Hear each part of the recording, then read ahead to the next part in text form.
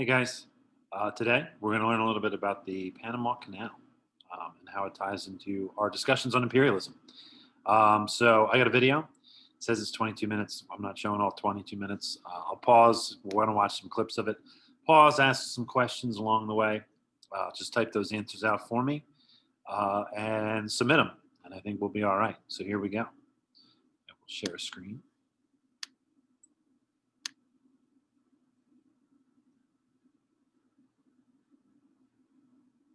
Perhaps the most effective shortcut in the world. Slicing through the dense jungles of Central America, the Panama Canal bisects the continent, carving an 80-kilometer path that joins the Atlantic to the Pacific. For ships that pass through its intricate system of locks, it can chop up to 12,500 kilometers off their journey, a time saving that puts even Egypt's Suez Canal to shame.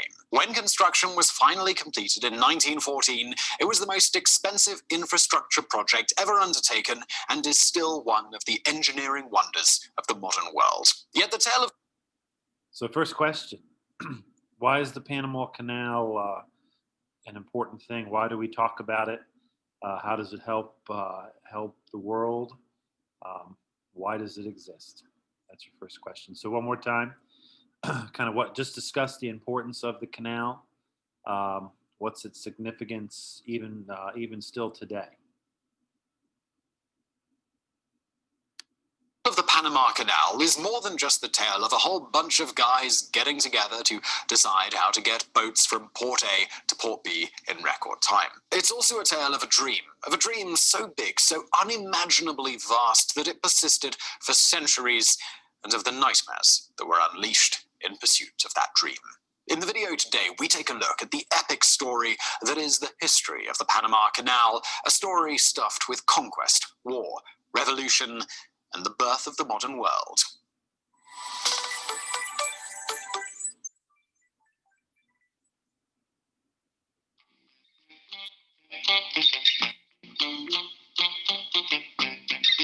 If the story of the Panama Canal is the story of a dream, then the sandsman responsible for that dream must be Vasco Núñez de Balboa. A conquistador who left Spain at the dawn of the 16th century, Balboa had one goal: to find as much gold as possible and impress the crap out of the king back home.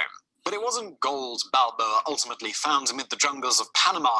It was something much more precious. He found the Pacific Ocean. Before Balboa sighted it in 1513, no European had ever set eyes on the Pacific. No one even knew Panama was just a narrow isthmus separating two mighty oceans. But now Balboa had seen this vast sea with his own eyes, the world would never be the same again. The first to recognize the value of Balboa's discovery was Holy Roman Emperor Charles V, who, just to be confusing, was also Charles I of Spain. Skipping ahead just a bit.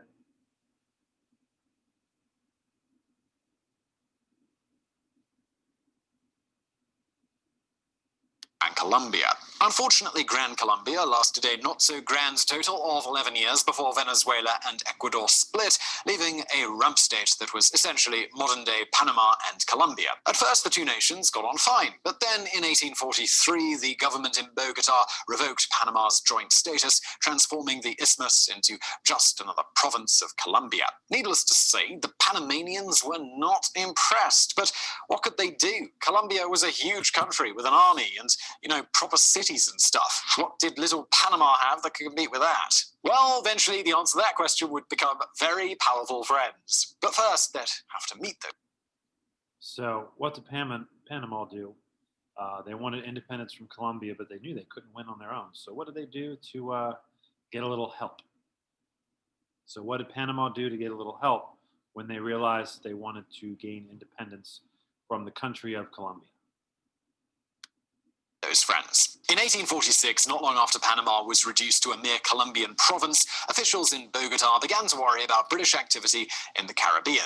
Not wanting to be subsumed into the ever-growing British Empire, they turned for protection to the only big kid in the American playgrounds. Uncle Sam heard the Colombian pleas with what we like to imagine was a bit of a smug smile before effectively holding up his hand and saying something like, "Sure, I'll guarantee your neutrality from those alignments, but you've got to do something for old Uncle Sam in return." Like what? Probably came the answer. Well, you see that Panama of yours? Well, I'd like to move my ships from one ocean to the other. All you got to do is give me exclusive transit rights. In our imaginary scenario, this would be... So, see a little imperialism coming into play here. So, America decides they'll help Colombia, but what do they ask for in return? So, again, America, they decide they're going to help Colombia, but what do they ask for in return? the points when the big American giant stuck out his hand and said something like, "What do you say, son? We got a deal."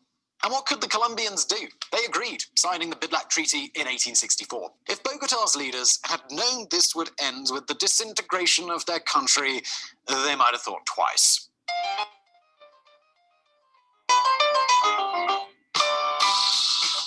The realization of old Charles's dream of crossing Panama began, as most major projects do, with the prospect of making a lot of money. In 1848, gold was discovered in California. The only trouble was crossing America in 1848 wasn't exactly simple. You either had to head overland, a journey which might cost you your life, or you went by sea, which involved taking a boat all the way around Tierra del Fuego. So the idea of sailing down to Panama, skipping across the narrowest point, and sailing back up to California suddenly seemed mighty attractive. Between 1848 and 1855, Uncle Sam poured money into an overland crossing in Panama.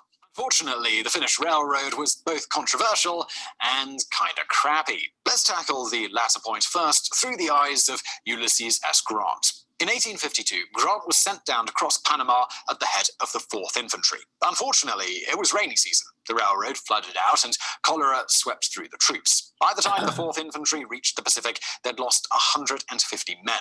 For the rest of his life, Grant would be haunted by nightmare. So their original plan was to build a railroad to cross Panama to get from one ocean to the other. Why did that fail? That's your question. So why did the railroad in Panama fail? I'm going to skip ahead a bit. And find if there was a way to spare others from that terrible ordeal. For 5 years, the US Navy surveyed Central America. Finally, in 1875, they returned with their recommendations. The US should build a canal through Nicaragua. Yep, the original plan wasn't to build in Panama at all. The only reason the canal ever went so far south is due to 2 men. The first was French diplomat Ferdinand de Lesseps. When de Lesseps saw the Yanks focusing on Nicaragua, he swept in and offered Bogotá his expertise to build a canal through Panama. The offer wasn't nothing. De Lesseps was the guy behind the Suez Canal, the waterway joining the Mediterranean and the Red Sea. If anyone could build a huge continent-bisecting canal, it was him. In 1880, Bogotá gave de Lesseps the go-ahead. The Frenchman secured millions in backing and brought over the greatest engineers he could find. One of them just happened to be our second man.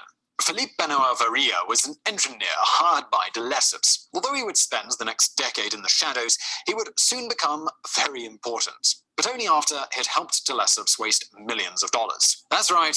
Waste. De Lesseps' idea was to build the canal at sea level, negating the need for locks. Unfortunately, this created a construction site that was prone to flash floods and landslides and filled with mosquitoes carrying malaria. Ground was broken on the French canal.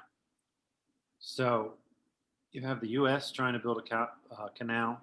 You have these gentlemen from France trying to build all the canal. So this is a bit of an opinion-based question. So what is, like, in your mind, the driving force? Like, what is the motivation for all these different attempts to build a canal? What's everybody chasing?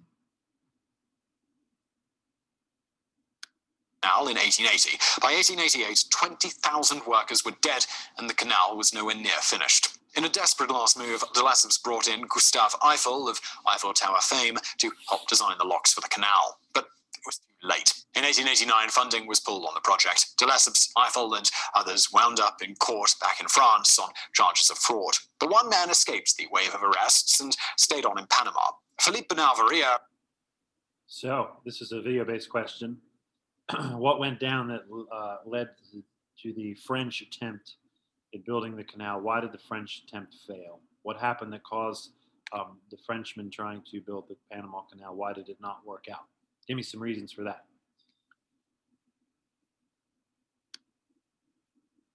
I'm going to skip ahead to our last section of the video.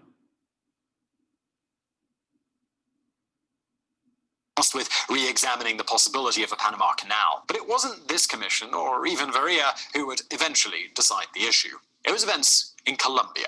The same year the new commission opened, 1899, a slump in coffee prices hammered the Colombian economy. It came at a time when the country's liberals and conservatives were already at loggerheads and looking for an excuse to annihilate one another. So when unrest exploded in the coffee regions, both parties used it as a cover to spark a civil war. The Thousand Days War devastated Colombia. Between 1899 and 1902, it's estimated 130,000 people died in liberal and conservative violence. In the closing days, Panama was transformed into a battlefield, while Panamanian locals were dragooned into the two armies. By the time the war finally ended with a Pyrrhic victory for the conservatives, Panama was home to an angry and growing independence movement. Not coincidentally, 1902 was also the year Washington finally caved in to Varia's cajoling and authorized the U.S. purchase of French land in Panama. Sensing the wind in his sails, Varia turned his impressive powers of persuasion onto the Colombians, pressuring Bogota into signing the Hay-Heron Treaty in 1903. In return for building the Panama Canal, the treaty not only ceded control of the canal itself to the US, but also an 8-kilometer strip of land either side. This was known as the Panama Canal Zone. This strip of land would cover 1,432 square kilometers of Panama, effectively creating a US colony within Colombia. For Bogota. All right. So you heard the word he just used. So tell me a little bit about what was the imperialistic move that the U.S. pulled in order to secure the land that they needed to build the canal themselves. So again, what imperialistic move did the United States do in order to secure the land to build the canal? This was simply too much. The Colombian Senate rejected the treaty, citing loss of sovereignty. But that was fine with Varia, who already had a plan B. In fall 1903, Varia began siphoning funds from the Panama Canal Company into Panama's pro-independence movements. Up north, he successfully convinced President Roosevelt that American interests were best served by removing Bogota from the equation altogether. Then he simply sat back and watched the fireworks. On November 3rd, 1903, the Panama independence movement seized control. They proclaimed a revolutionary junta and unilaterally seceded from Colombia. By the time the Colombians realized what was happening, the seas were crawling with American warships and the rail lines into Panama had been disabled. Still weak from the Thousand Days War, Bogota had no choice but to surrender Panama without a fight. On November 6th, the US recognized Panama as an independent state. Days later, Varia was made the new nation's ambassador. He immediately signed the Hay-Benal. All right. So why did the U.S. Okay, this is kind of an opinion-based question. Based on what's going on, what do you think the U.S.'s reason was, or their motivation was, for helping Panama in their quest for independence? Okay, so it sounds really nice. They're trying to help them gain their independence, but what was their real reason for it, in your opinion? Varia Treaty granting the US everything that it had asked for. That December, French lands and equipment passed into American hands, while the 16-kilometer-wide canal zone became American property. When the majority of Panamanians figured out what was going on, they were outraged. They'd just declared independence from one pushy nation, and now another was already violating their sovereignty. But by then, it was too late. The treaty was signed. The Americans were coming. Nothing in the world was going to be able to stop them.